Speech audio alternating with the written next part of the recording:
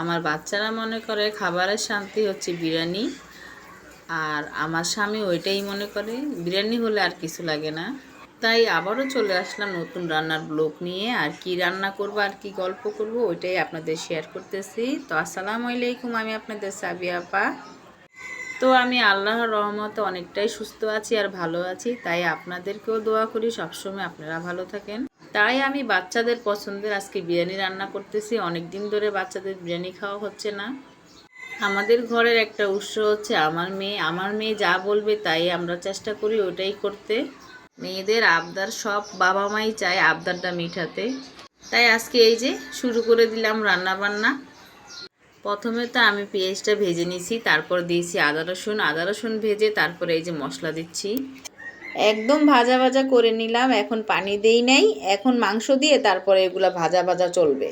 রাত্র 1টা বাজে এই বিরিয়ানি বসাইছি। আমার মেজো খোকা তো একদমই ঘুমায়নি, কখন থেকে অপেক্ষায় আছে যে কখন বিরিয়ানি হবে আর কখন আমি খাবো। আর আমার বড় মেয়ে একদম ঘুমে কাবু কবু, একদম ঘুমিয়ে গেল। আর আপনাদের ভাইয়া তো আমার সাথে এত চিল্লাচিল্লি শুরু করেছে যে কখন রান্না হবে কখন খাবো। এই যে যতক্ষণ পর্যন্ত আমি রান্না করেছি ঠিক ততক্ষণ পর্যন্ত আমার গাড়ির সামনে দাঁড়িয়ে আছে, কখন খাবো আর কখন তোমার মশলাওয়ালা আমাকে মাংস দিবে আমি খাবো। মানে পাগল বানিয়ে ফেলেছে আমাকে। কালকে বিরিয়ানিটা দেখলেই বুঝতে পারবেন একদম সাদা হয়েছে আর একদম লেটকা হয়েছে। রান্নার সময় কেউ যদি গাড়ির উপরে থাকে তখন কিভাবে রান্নাটা করব। এক পর্যায়ে তো আমি খুবই রাগ করেছি যে এরকম করলে তো আমি রাঁধতামই না। আর যখন প্লেট ভরে মাংস আর আলু দিয়েছি তখন আর হাসি বের হয়েছে। আর যখনই মাংস কষানো তার প্লেটে দিলাম ঠিক তার মুখে হাসি ফুটে উঠলো আর আমাকে বলতেছে তুমি ঠান্ডা মাথায় রান্না করো। আমি তো এই যে এতক্ষণ এগুলা খেয়ে একটু চুপ থাকবো। এর নাম বেড়া মানুষ, খাবার পেলে একদম চুপচাপ আর খাবার না দিতে গেলে একদম মাথা গরম। এদিক দিয়ে আমি আলু আর মাংসগুলো খুব ভালোভাবে ভাজা ভাজা করে নিচ্ছি।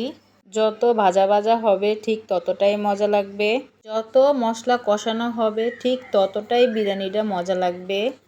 এদিক দিয়ে এত তাড়া দিচ্ছে রান্নার জন্য, তাই পাশের চুলায় এখন পোলাও বসিয়ে দিলাম। আর আমার মাথার সামনে বসে আছে, আমি রান্নাও করতে পারতেছি না। আমার এত বিরক্ত হচ্ছি মানে বলার বাহিরে।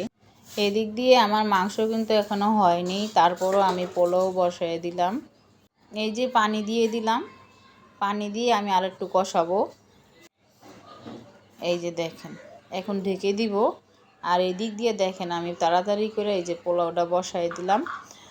তারপর এই জন্যই পোলাওটা আমি এভাবে রান্না করে আমার এই যে পোলাওগুলো একদম